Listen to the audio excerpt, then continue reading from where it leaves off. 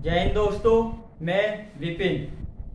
आपका अपने YouTube channel web study point में आपका हार्दिक स्वागत है। जैसे कि हम आपको मैथ पढ़ा रहे हैं, मैथ में हमने आपको 4 लेक्चर करा दिए। आज हम 5वां लेक्चर आपको कराएंगे।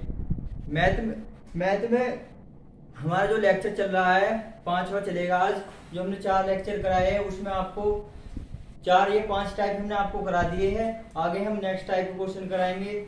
जैसे कल हमने आपको बताया था, कल मैंने आपको इस तरह के क्वेश्चन कराए थे। जैसे किसी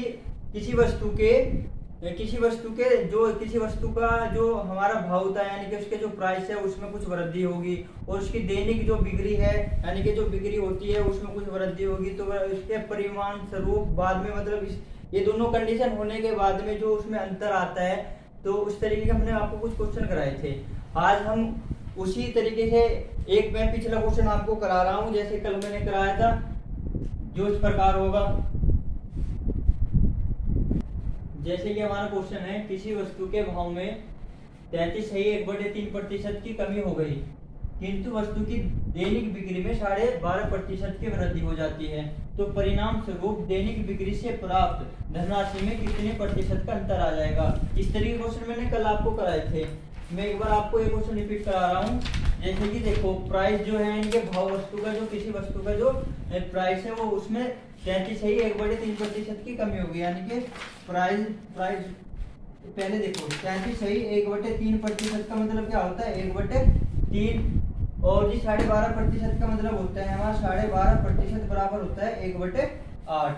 अब देखो जी, हमारा जो प्राइस है, प्राइस मान लिया हमने पहले क्या है 3 है, और 3 का जो 33.1/3% होता है वो 1 होता है, यानी कि प्राइस में कमी क्या होगी, प्राइस हो गया हमारा 3 से 2। इसी प्रकार जो हमारी दैनिक बिक्री है उसमें क्या हुई है, इसमें तो हुई है कमी, और जी जो हमारा भाव है उसमें हुई है कमी हुई है, और हमारी दैनिक बिक्री में हुई है वृद्धि।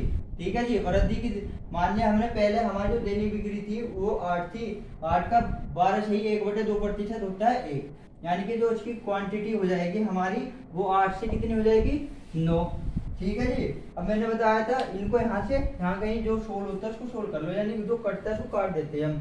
2 एकम 2, 2 चौक 8, 3 एकम 3, 3 तिया 9।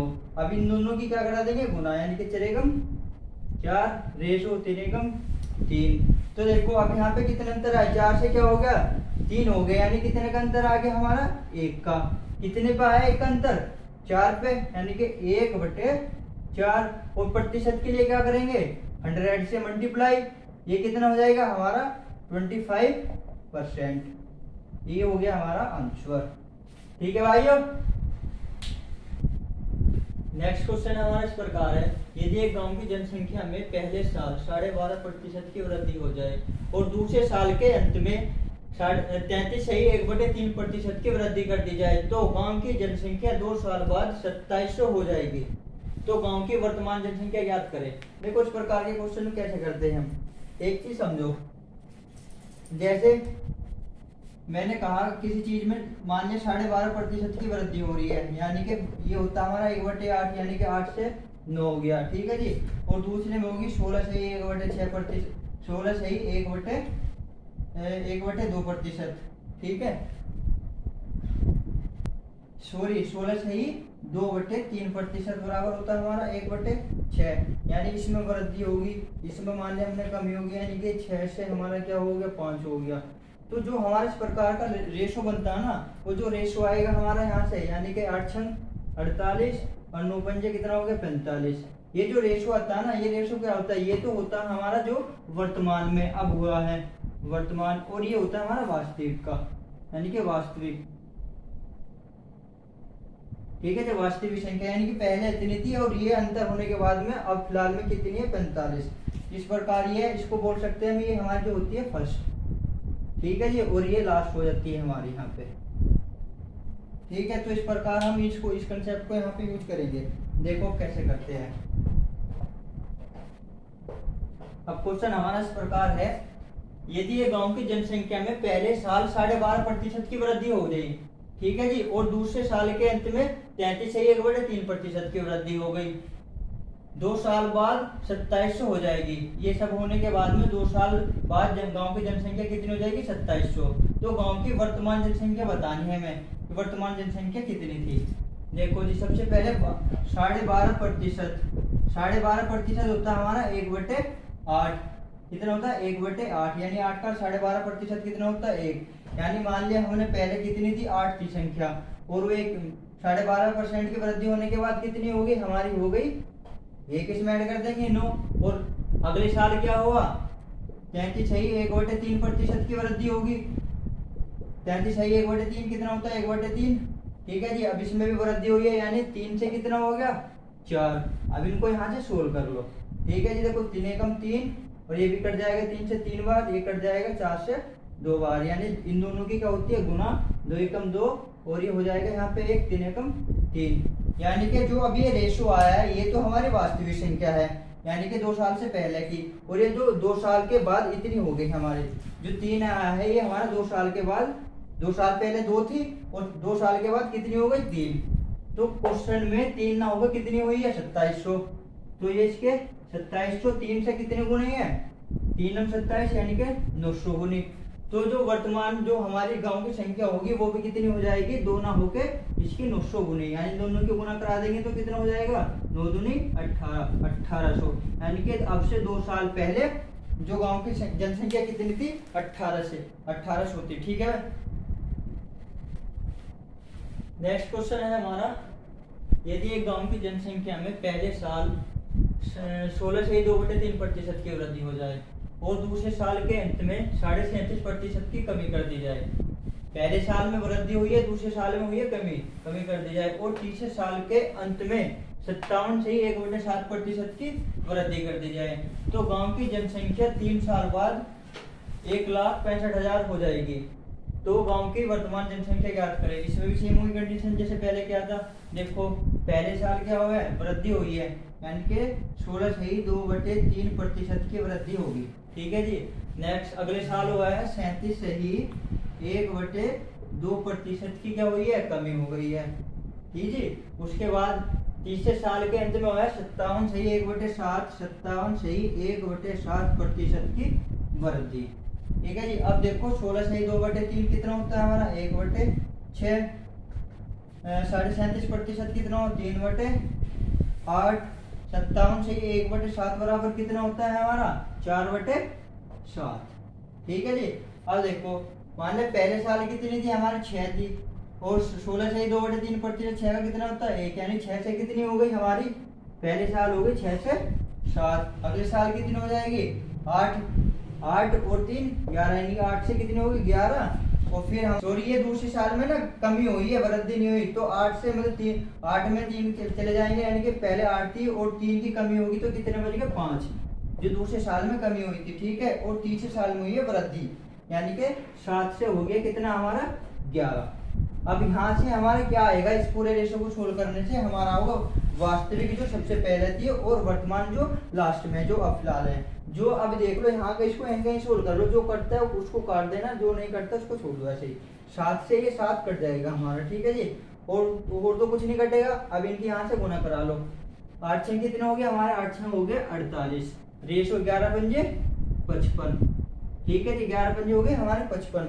तो जो हमारी वर्तमान में जो संख्या है गांव की 3 साल बाद कितनी होगी? 55, और 3 साल पहले कितनी थी? 48। लेकिन प्रश्न के अनुसार ये 55 ना होकर कितनी है?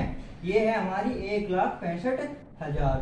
ठीक है जी, तो ये 55 की कितनी गुनी है? अब देख लो 55 या 165, यानी कि ये होगी इसकी 300 गुनी। तो जो ये 55 ये हमारा 1,65,000, यानी एक जीरो और होगी यहाँ पे, ये हो गया एक जीरो, तो ये भी कितना हो जाएगा? 3,000 गुना।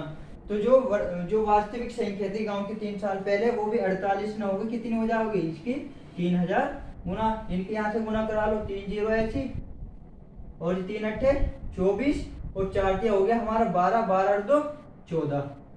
तो कितनी हमारे 3 साल पहले इतनी जनसंख्या थी गांव की। ठीक है जी, ये हो जाएगा हमारा आंसर। यानी कि देखो फिर से पहले साल में क्या हुई? पहले साल में 16 से ही 2/3% की हुई थी वृद्धि, यानी कि 6 से कितना हो गया? 7।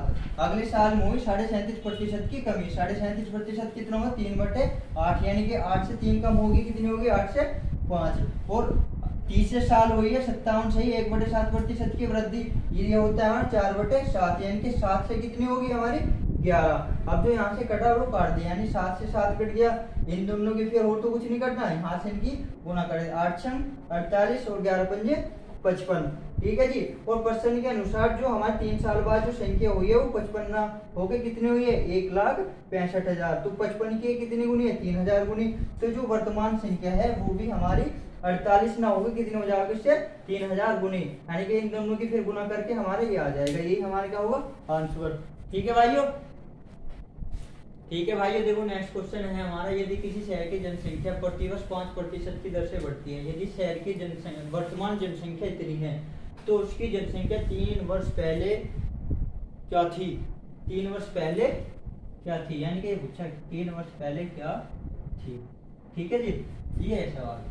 अब देखो यदि किसी शहर की जो जनसंख्या है 5% से बढ़ रही, 5% होता कितना हमारा 5% होता है हमारा 1/20, यानी कि पहले साल 20 थी, फिर 20 से कितनी होगी 5% की वृद्धि होगी, यानी 20 से हो गई हमारी 21। कितने साल 3 साल की बात करें तो 3 बार हो जाएगा, यानी कि फिर अगले साल भी 20 से क्या हो गई 21, फिर नेक्स्ट ईयर भी क्या होगी 20 से हमारी 20 से हो गई हमारी 21। ठीक है जी। अब यहाँ से इसको सोल्व कर लो, यहाँ से वास्तविक जो यानी कि 3 साल पहले थे और 3 साल बाद का रेशो आ जाएगा। अब देखो उनकी गुना कर लो, कितना होगा ये हो गया हमारा 8000, और यहाँ पे हो जाएगा हमारा क्या है यानी कि किसकी 3 बार गुना, यानी किसकी क्यूब है, किसकी क्यूब क्या होती है 92 61, यही तो होती है हमारी किसकी क्यूब। और जो 3 साल बाद जो जनसंख्या जो परसेंट के अनुसार कितनी हुई है, इतनी ना होकर ये हुई है हमारी 37,0440। ठीक है जी। अब देख लो ये इसका कितना गुना है करके देख लो, मान लो देखो 4 से देखो 4 एकम 4 और 4 6 24, 4 दूनी 8 और 2 10, और जी ये हो गया 4 9 36 और 4 9 36 और 1 37। ठीक है, तो ये कितना हो जाएगा इसका 40 गुना हो जाएगा, ये हो जाएगा इसका 40 गुना। ठीक है जी। तो जो हमारी 3 साल पहले जो संख्या थी, जो जनसंख्या है गांव की, वो भी कितनी हो जाएगी 8000 ना होके कितनी हो जाएगी इसकी 40 गुना, यानी कितना हो जाएगा 8 चौक 32, 3 जीरो है 1, यानी कि 4 जीरो और ये हो गई हमारी अब से 3 साल पहले गांव की जनसंख्या।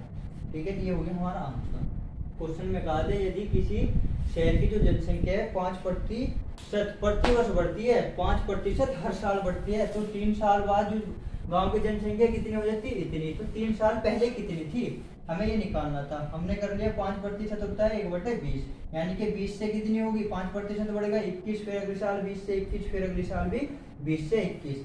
फिर कंसेप्ट सिंपल जो बताते आ रहे हैं, इनकी तीनों की गुना, इन तीनों की गुना, परसेंट के जो परसेंट में दिया है, जो 3 साल बाद जनसंख्या गांव की होगी थी इतनी, तो ये इसकी कितनी है 40 गुनी। तो जो अब से 3 साल पहले गांव की जनसंख्या वो भी इसकी 40 गुनी हो जाएगी, 40 गुनी होती है इतनी। ये हमारा आंसर हो गया। ठीक है जी।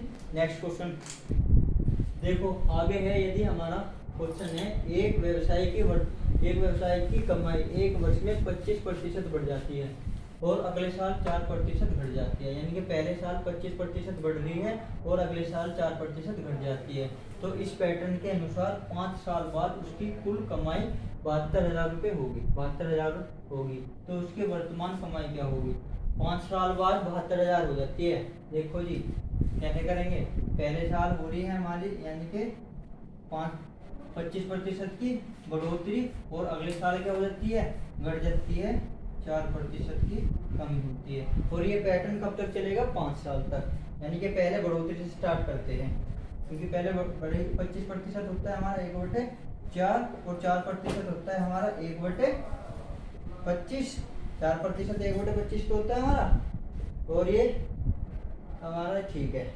उसके बाद अब देख लो पहले साल क्या हुई बढ़ोतरी, यानी कि 4 से होगी हमारी कितनी 4 से हो गई 5, अगले साल क्या हुई है कमी, यानी कि 25 से हो गई हमारी 24। ठीक है जी। ये पैटर्न 5 साल तक फॉलो करना है, यानी फिर अगले साल 4 से 5, फिर अगले साल फिर कमी होगी 5 से 24, फिर अगले साल क्या हुई हमारी 4 से 5, ये होगी हमारी 5 साल तक ये पैटर्न, यानी कि पहले वृद्धि फिर कमी फिर वृद्धि फिर कमी फिर वृद्धि। अब देख लो जो कटता है उसको काट लो, ये कट जाएगा हमारा 5 एकम 5, 5 पंजे 25, ये भी कट जाएगा 4 एकम 4, 4 छिका 24। यहाँ से फिर ये कट गया 5 बार, ये कट गया हमारा 6 बार। ठीक है जी। अब देखो क्या क्या बच गया हमारा, 5 गुना 4 यानी 5 बजे 25, 25 चौका 100 रेशो, ये 6 पंजे 30 और 3 छिंग यानी कि 30 छिंग 30 छिंग हो गया हमारा 180। हाँ तक ठीक। अब देख लो ये 0 से ये 0 कैंसिल, अब और कितनी और कट जाएगा, यानी कि 2 से कट जाएगा 5 और 2 से कट जाएगा हमारा 9। ठीक है जी। यानी कि अब हमारा जो पहले जो अब से 5 साल पहले गांव की जो जनसंख्या है, शहर की जनसंख्या कितनी थी, 5 थी, और 5 साल यानी जनसंख्या नहीं सॉरी कमाई, यानी कि कितनी होगी, 5 साल पहले कमाई कितनी थी किसी व्यवसाय की, 5 थी, और 5 साल बाद कितनी है, 9। और सवाल में जो है हमारी 9 ना होगी, कितनी है, 72,000। कितनी है, 72,000। ये इसका कितना हो जाएगा, 8 में 72 यानी कि 8,000। और संख्या भी हमारी जो कमाई है वो भी कितनी हो जाएगी, 5 ना होकर इसकी कितनी 8,000, यानी कितनी होगी 5 8 40 और 3 0, ये हो गया हमारा 500। ठीक है भाइयों। नेक्स्ट क्वेश्चन हमारा ये है, यदि एक व्यक्ति अपने पहले दांव में 75%, दूसरे में 75% शेष, यानी 75% हारने के बाद 75% शेष, और तीसरे दांव में 75% हारता है और केवल 2 रुपए के साथ घर वापस लौटता है, यानी कि अंत में उसके पास केवल 2 रुपए बचते हैं, तो उस पर ये है हमारा यानी कि उस पर शुरुआत में कितने रुपए थे। एक व्यक्ति अपने पहले दांव में 75%, दूसरे दांव में 75% शेष और तीसरे दांव में 75% हारता है, केवल 2 रुपए के साथ घर लौटता है, उस पर शुरुआत में कितने रुपए थे, ये हमारा सवाल है। देखो जी 75% कैसे निकालते हैं तो पता ही है ना, याद तो है, सब कुछ बताया था, यार समझ तो आ रहा होगा ना ये सब कुछ। देखो 75% कैसे निकालते हैं, यानी 75 बटे, इसका मतलब होता है 75 बटे 100। अब इसको काट लो, 75 दिया कितने हो गए, सॉरी 25 दिया हो गए हमारे 75, और 25 चौका हो गए 100, यानी 75% होता है हमारा 3/4 होता है। ठीक है जी। अब उसमें होया क्या, उसके पास मान लिया कितने रुपए है, 4 रुपए है, 4 में से वो 3 रुपए हार गया, अब बच कितने गए, 1। तो इस पैट ये हो जाएगा हमारा, पहले उसके पास 4 रुपए थे, 4 में से कितने हार गए हमारा, 3 हार गए, तो बचेगा 1। ठीक है जी। फिर आगे क्या हुआ, 75% शेष, यानी कि मैं यहाँ पे लिख रहा हूँ, देखो चलो 1 मिनट रुको, देखो यहाँ से देखो, ये पहले 75% क्या हुआ, पहले 75% हारा, फिर दूसरे दांव में भी 75% हार गया। ठीक है जी। और तीसरे दांव में भी 75% हारा है। ठीक है जी, तीनों बार हारा है, यानी कमी हुई है, यानी 3/4 और 3/4। 4 से 3 हार गए तो कितने बचेगा, 1। अगले दांव में भी क्या हुआ, 4 से 3 हार गए तो बचेगा 1, फिर 4 से 3 हार गए तो बचेगा 1। ठीक है जी, ये हो गया हमारा। अब इनकी तीनों की गुना कितनी होगी, 4 चौक 16 चौका 64, और 1 की 3 बार गुना कराएंगे तो कितने हो जाएगा, 1। अब देखो शुरुआत, अब ये हमारा क्या आ गया, ये तो हमारी होगी वर्तमान वैल्यू जो उसके पास है, ये आ गई हमारी वर्तमान। ठीक है जी, ये इसका वास्तविक हो गया जो उसके पास यानी पहले थे। और क्वेश्चन में क्या आ गया, वर्तमान में वो घर कितने रुपए लेके लौट रहा है, 2, यानी 1 ना होगा, उसके पास कितना है, 2, इसका कितना गुना, 2 गुना। तो उस पे जो वास्तव में कितने रुपए थे, 64 ना होगा, 64 के कितने 2 गुना, इन दोनों की गुना कितनी होगी, ये होगी हमारी 128 रुपए। ठीक है जी, समझ तो आया। देखो यानी कि जब भी हमारे क्वेश्चन में शेष का पूछे ना, जब शेष, ये पैटर्न कब फॉलो होगा, जब शेष दे रखा हो, यानी कि पहले इतने हारेगा, उसके बाद 75% शेष। ठीक है, तब इसको करेंगे, इस तरीके से हम कर लेंगे। ठीक है जी। ठीक है, नेक्स्ट क्वेश्चन है हमारा, शिल्पी के पास जितने पैसे थे उसका 33.3% अनुज को और शेष धन का 50% कपड़ों पर खर्च कर देती है, तो अंत में उसके पास शेष 1270 रुपये बचते हैं। तो बताइए शुरू में उसके पास कितने रुपए थे, अंत में उस पर बचते हमारे 1270 रुपये। देखो जी, इस प्रकार मैंने अभी बताया था, ये कंडीशन कब लगेगी, जब हमारी शेष धन का कुछ पहले करके उसके बाद जो शेष धन का फिर कितने प्रतिशत कर दिया और अंत में उसके पास कुछ रुपए बच गए। तो वहाँ पे हम किस तरीके से करते हैं, सबसे पहले हुआ है हमारा 33 सही 1/3%। शिल्पी ने क्या कर दिया, शिल्पी ने अनुज को दे दिए। सही है, 33 सही 1/3% कितना होता है हमारा 1/3, यानी कि उसके अगर शिल्पी के पास 3 रुपये थे, 3 में से 1 अनुज को दे दिए तो कितने बच गए हमारे, शिल्पी के पास बच गए 2 रुपये। और अब फिर आगे क्या हुआ, शेष धन का यानी कि 50%, 50% होता है 1/2, यानी कि दो थे पहले, फिर 2 में से 1 दे दिया तो कितने बचे, तो 1 ही बचेगा। अब देख लो यहाँ से सोल्व कर लो, 2 से 2 कैंसिल तो कितना हुआ 3:1। और उसमें जो बाद में अंत में उसके पास कितने रुपए बचते हैं, शेष के बचते हैं हमारे 1270 रुपये। लेकिन यहाँ कितने बच रहा है, कुल 1, यानी कि ये इसका कितने गुना है, ये हो जाएगा 1270 गुना ही तो होगा। और उसके पास शुरुआत में भी कितने हो जाएंगे ये, यानी कि 3 का 1270 गुना कितना हो जाएगा, इन दोनों की गुना करो, 3 0 0 3 7 21, 3 दूनी 6, 6 और 2 8 हो गए, और 3 एकम 3, यानी कि उसके पास शुरुआत में, यानी शिल्पी के पास शुरुआत में कितने रुपए थे, 3810 रुपये। एक बार और देख लो, जैसे शिल्पी के पास कुछ पैसे थे, ठीक है जी, उनमें से उसने 33 सही 1/3% अनुज को दे दिए, और जो शेष बचा उस शेष का 50% कर दिया कपड़ों पे खर्च। उसके बाद जो अंत में उसके पास 1270 रुपये बचे, तो उसके पास शुरुआत में कितने रुपए थे, क्वेश्चन हमारा ये है। तो सवाल को मैंने बताया कैसे करेंगे। देखो 33 सही 1/3% होता है हमारा 1/3। मान लिया उसके पास सबसे पहले कितने रुपए थे, 3 रुपए थे, 3 में से 1 दे दिया अनुज को, ठीक है जी, अनुज को 1 दे दिया तो 3 में से 1 दे दिया, 2 बचेंगे, यानी पहले 3 फिर 1 दे दिया तो कितने बचेंगे 2। अगली बार जो शेष धन का 50% होता है हमारा 1/3, यानी कि 2 में से 1 दे दिया तो कितना बचा 1, यानी 2 में से 1 देके कितना बचेगा 1। अब यहाँ से इसको सोल्व कर लेंगे, यानी 2 से 2 कट जाएगा, यहाँ पे कुल 2 हमारा 3 बच गया और यहाँ पे बच गया 1। सवाल में अंत में उसके पास 1270 रुपये बचते हैं, तो ठीक है जी, ये 1 का कितने गुना है 1270 रुपये, तो शुरुआत में भी उसको 3 ना होकर 3 का 1270 गुना हो जाएगा, यानी कि 3810 रुपये। ठीक है, देख लो, इसको नोट कर लो और या इसका स्क्रीनशॉट ले लो। आगे देखो, और नेक्स्ट क्वेश्चन है हमारा, यदि एक व्यक्ति आय का 20% भोजन पर और शेष 5% यातायात पर खर्च कर देता है और अंत में शेष धन का 120 रुपये दान भी देता है, इस बार वो शेष धन का 120 रुपये दान भी देता है, ठीक है, और अंत में उसके पास 1400 रुपये बच जाते हैं, तो उसकी आय ज्ञात करें।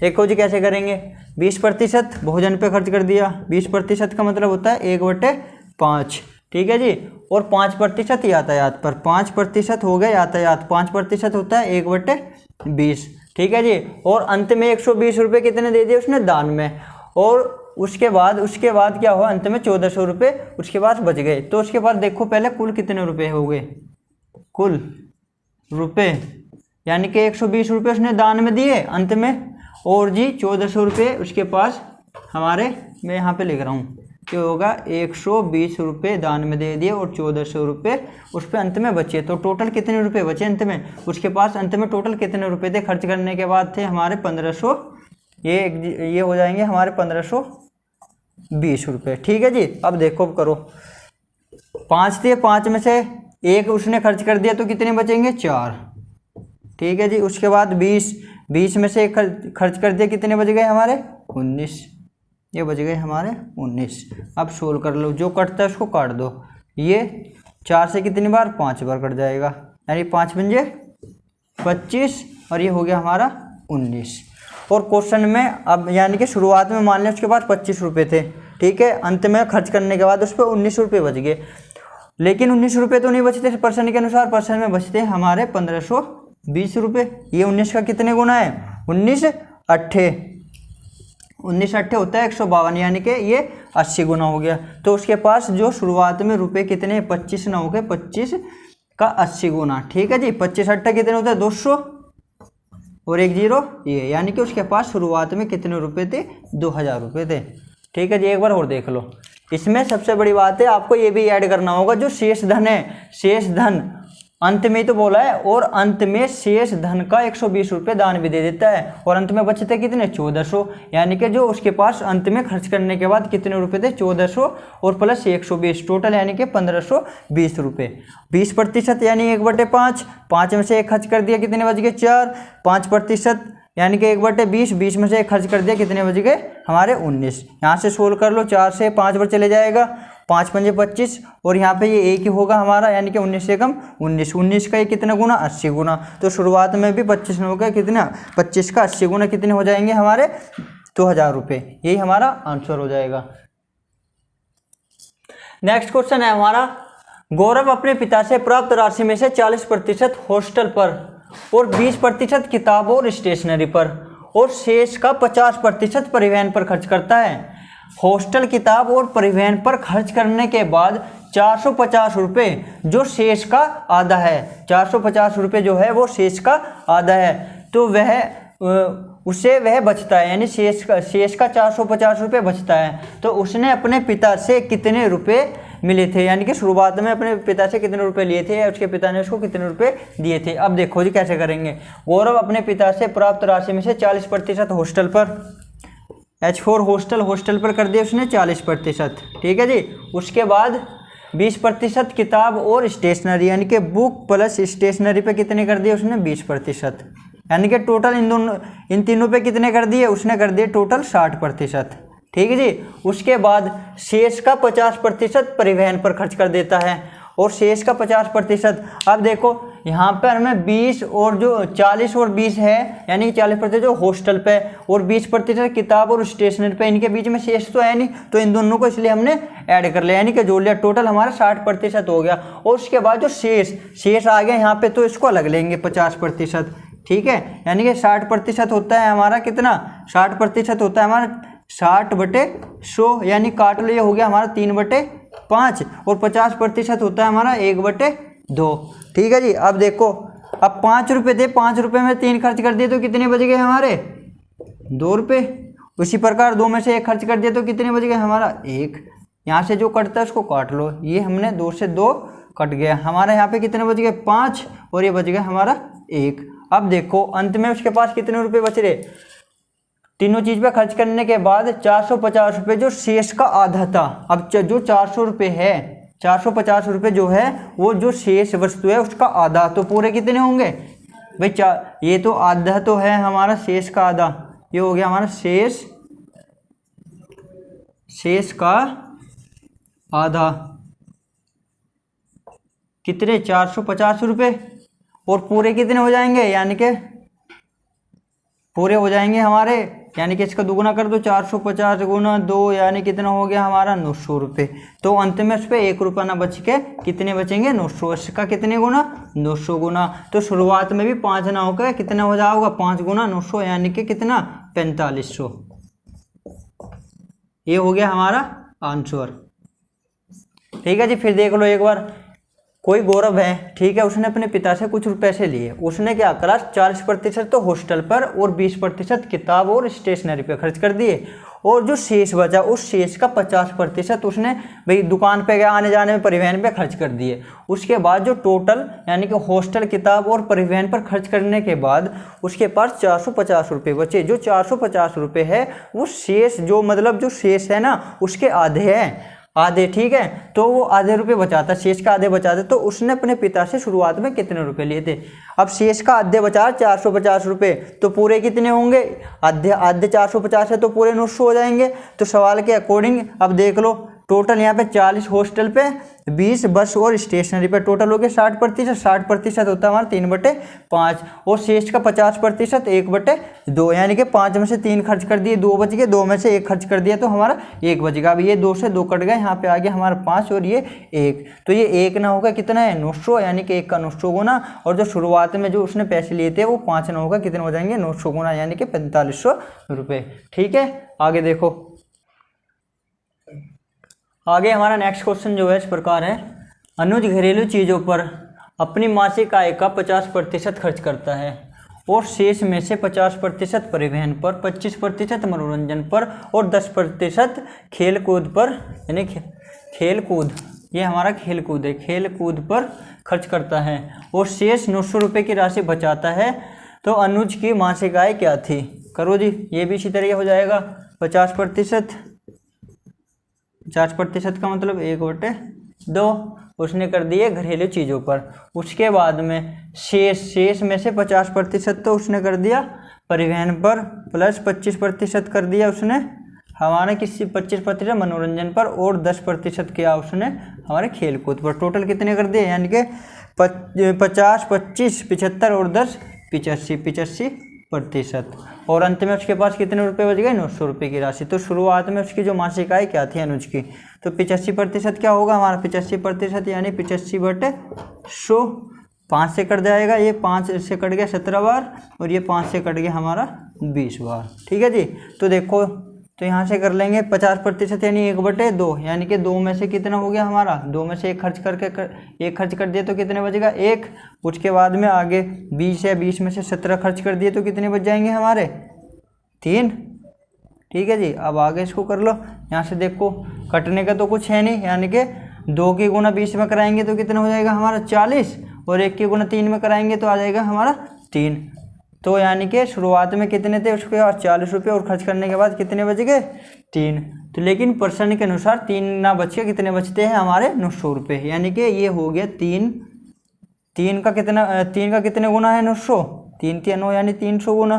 तो उसके पास जो अनुज की जो मासिक आय है 40 ना के, वो भी 40 की 300 गुना हो जाएगी। यानी कि 40 गुना 300 कितना हो गया? 12, यानी 4 × 12 और 3 0, ये ऐसे की ऐसे, ये हो गया हमारा आंसर। यानी कि अनुज की शुरुआती मासिक आय कितनी थी? 12,000 रुपये।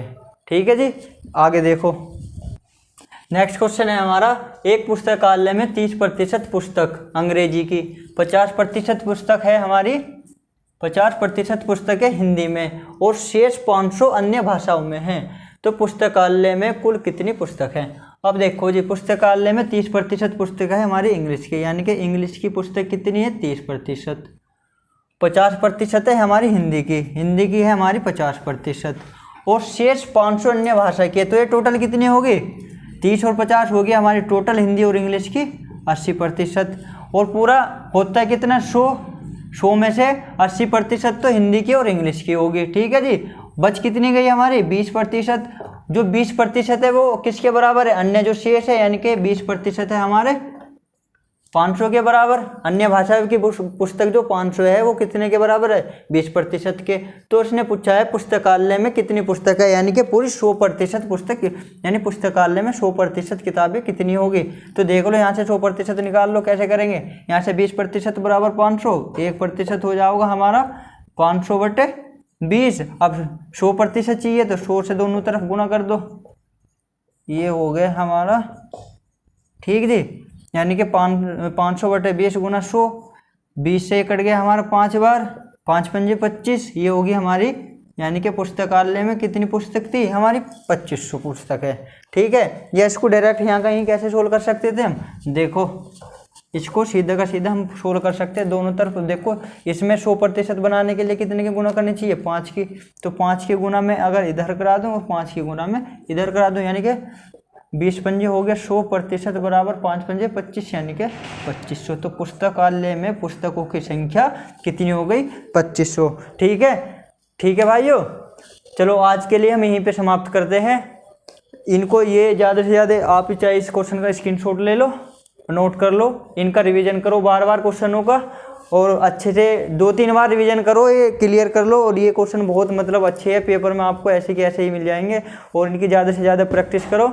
और चैनल को, जो हमारा वेब स्टडी पॉइंट चैनल है, इसको ज़्यादा से ज़्यादा शेयर, सब्सक्राइब एंड लाइक करें। अपने दोस्तों में इस वीडियो को ज़्यादा से ज़्यादा फैलाएं और हमारे चैनल को सब्सक्राइब करें। ठीक है। ओके, जय हिंद। मिलते हैं आपको कल एक नई वीडियो के साथ में।